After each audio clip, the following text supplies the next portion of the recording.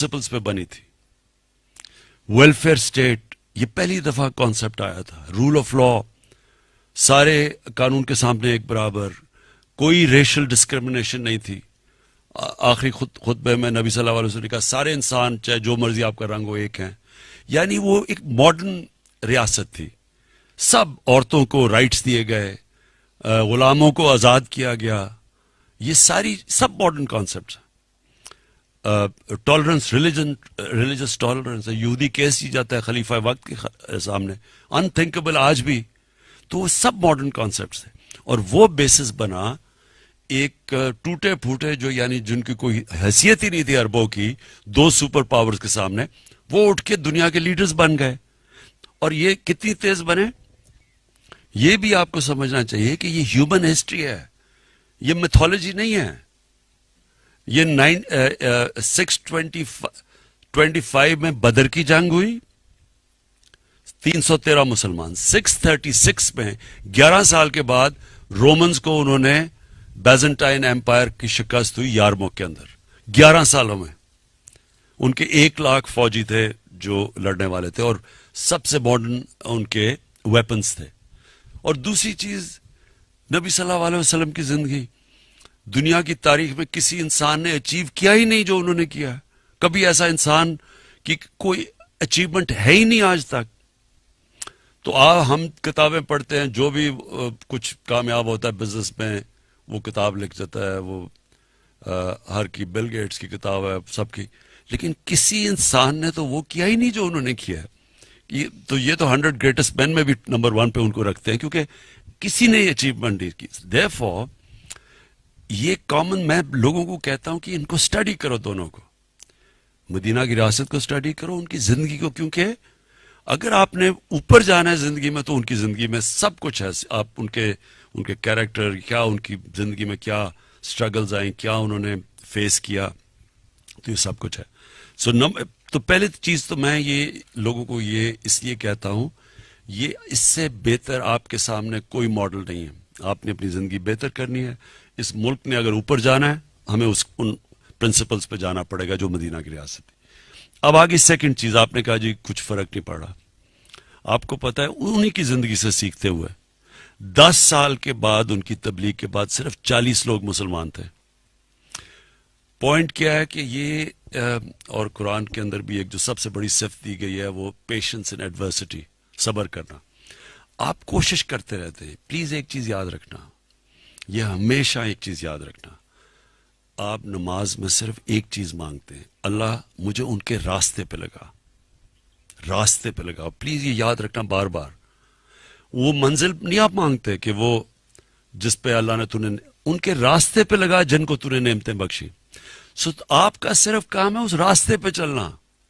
कामयाबी अल्लाह देता है. मैं कितनी दफा आपको कहता था जब सारे हमारे बेचारे घबराए हुए होते थे कि अब तो कोई चांस नहीं, इमरान गजाली डरा होता था कि जी अब क्या होगा, अब तो जी ये हो गया वो हो गया. मैं आपको कहता था कि इंसान के हाथ में अल्लाह ने सिर्फ कोशिश दी है, नियत वो जानता है, कामयाबी तो वो देता है. ये तकब्बर है जब इंसान समझता है कि जी मैं जीत गया. जिताना तो उसने है, कोशिश आपके हाथ में है. सो देखें, हम ये एक मुल्क का एक बड़े टेस्ट से गुजर रहा है. यूथ के लिए बड़ा टेस्ट है, बेरोजगारी है, इकोनॉमी नहीं अभी चल रही, लेकिन ये एक हिस्सा होता है जिंदगी का, ऊंच नीच जिंदगी का हिस्सा है. आपने लोगों को ये बताना है. जब लोग, जो इंसान होता है ना, एक चीज याद रखें, हारता कब है इंसान? हार कभी इंसान को नहीं हराती. हारता इंसान तब है जबकि डाउन स्विंग के अंदर वो डिमोरलाइज होके हार मान जाता है. जब तक वो हार नहीं मानता वो इम्पॉसिबल सिचुएशन से आके जीत जाएगा. जब तक वो हार के डायनामिक समझता है कि ये बुरा वक्त आया है, इससे हर फेलियर आपके लिए आपको सिखाता है चीजें. फेलियर सबसे बड़ा टीचर होता है. आप सोल सर्चिंग सीखते हैं और जब वो अपनी गलतियां दूर करते हैं आप और तकड़े होकर वापस आ जाते हैं. यह है जिंदगी का साइकिल. तो इससे घबराना नहीं चाहिए कि अभी नहीं लोग आ रहे हैं, थोड़ी देर में आ जाएंगे, 2 साल में आ जाएंगे, 3 साल में आ जाएंगे. जी. Assalamu alaikum. My name is Mariam Ali and I'm a business journalist and I create digital content on the economy. So, sir, you talked a lot about the industrialization policy that your government is going to introduce, and you said that the model that you have in mind is the 1960s of Pakistan. But as everyone over here who has taken Pakistan studies knows, most of that wealth was concentrated in the hands of 22 families. How are you going to make sure that your industrialization policy isn't concentrated in the hands of the few, and how are you going to redistribute that wealth? And also, how are you going to make sure that your industrialization policy actually leads to our exports increasing? Because currently our exports are quite sluggish, and no matter how much we depreciate our currency, they haven't been improving. Thank you. جو second question ہے، دیکھیں جب آپ کو export orders ملنے شروع ہوتے ہیں کیونکہ ہمارا روپیہ، ہماری ایکسپورٹس کمپیٹیٹو ہو گئی ہیں، تو وہ ایک ٹائم لیگ ہوتا ہے جب وہ آپ اپنی پوری کرنے کے لیے مے بی نئی انڈسٹری لگتی ہے، مے بی نئی انویسٹمنٹ آتی ہے، وہ ایک ٹائم لیگ ہوتا ہے اس میں. بٹ دا فیکٹ از کہ جو ٹرن راؤنڈ ہو گیا آلریڈی، کہ ہماری ایکسپورٹس نے پک اپ کیا، کئی ایکسپورٹس تو 30% ہماری کاٹن ٹیکسٹائلز کے اندر کئی جگہ میرے خیال میں ٹاولز یا کئی چیزیں وہ 30% انکریز کر گئی ہیں. سو وہ ڈائریکشن تو ٹھیک ہو گیا. سو ول ٹیک اے بٹ آف ٹائم. جہاں تک وہ جو 60s میں آپ نے بات کی نا کہ ایک دم ویلتھ کانسنٹریٹ ہو گئی تھی تھوڑے سے لوگوں کے اندر، یہ ہونی تھی. جب آپ ویلتھ کریشن کرتے ہیں، ویلتھ کریشن کیسے ہوگی؟ جس آدمی کے پاس پیسہ ہوگا ایکسٹرا وہی لگا کے کرے گا نا. غریب آدمی تو بڑے بڑے پروجیکٹس نہیں کر سکتا. پروجیکٹس تو وہی کریں گے جن کے پاس کیپیسٹی ہوگی. جو ہم نے غلطی کی، میں جب آپ کو بتا دوں گا، 60s میں جب ہم تیزی سے آگے جا رہے تھے، اس میں کوئی شک نہیں کہ ویلتھ کریشن تھی. کرنا کیا چاہیے تھا؟ ہم نے اس کو جس طرح چائنا میں ہوا ہے، چائنا میں ویلتھ کریشن ہوئی، انہوں نے جو پیسہ تھا، جو جیسے جیسے ویلتھ، انہوں نے پیسہ نیچے لوگوں کو غربت سے نکالنے کے لیے خرچ کر دیا.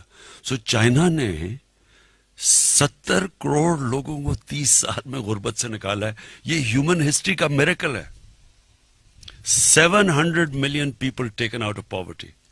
کیا ویلتھ کریٹ کی، اس کریشن سے انہوں نے نچلے طبقے کو اوپر اٹھا دیا. تو جب ہمارے پاس سرپلس ہوگا تو ہم نچلے پہ خرچ کریں گے نا. سو جو ہم نے غلطی کی اینڈ آف 60s، سوشلزم لے آئے، نیشنلائز کر دیا. اس سے کیا ہوا؟ انسینٹو ہی لے گئے ہم سب. دیکھیں میں نے مثلا ہم نے شوکت خانم میں جب ہم نے اس کو کامیاب کرنا تھا 14 16 گھنٹے دن میں کام کیا. لیکن جو نیشنلائزڈ ہوتی ہے یہ کیوں فیل ہو جاتی ہے؟ کیونکہ وہاں وہ صبح آئے، کام کیا، چلے گئے، چاہے لاس ہو یا، کیونکہ ان کو تو سیلری مل رہی ہے. کبھی بھی یہ یاد رکھیں کہ گورنمنٹ کا کمپیٹ کرنا پرائیویٹ سیکٹر سے ہے ہی مشکل، اس لیے کہ جو درد لیتا ہے ایک آدمی، مجھے پتا ہے میری اگر فیکٹری بند ہو جائے گی میں محنت نہیں کروں گا، میں تو پاگلوں کی طرح کام کروں گا. جب مجھے پتا ہے کہ لاسز ہوتی جائیں، پی آئی کی بھی لاسز ہوتی جائیں، وہ اسٹیل مل بھی بند ہو جائے، مجھے تو پیسے ملتے جا رہے ہیں، میں کیا. So it could not compete with the private sector. So جو غلطی ہم نے کی، بجائے اس کو وہ جو پروفٹس اکٹھے ہو گئے تھے تھوڑے، ان کو ہم ریڈسٹریبیوٹ کرواتے ہیں. ہم یہ جو کرونی کیپٹلزم کو اٹیک کرتے ہیں، ہم نے ان کو ساری انڈسٹری بند کر کے، یعنی اس کو ساری انڈسٹریل گروتھ ختم کر دی. سو ہم جو کریں گے، ہمارا تو پلان ہی ویلتھ کریشن کا یہ ہے کہ جیسے جیسے پیسہ اکانومی میں آئے گا اس کو ڈائیورٹ کریں گے نچلے طبقے کو اوپر لانے کے لیے.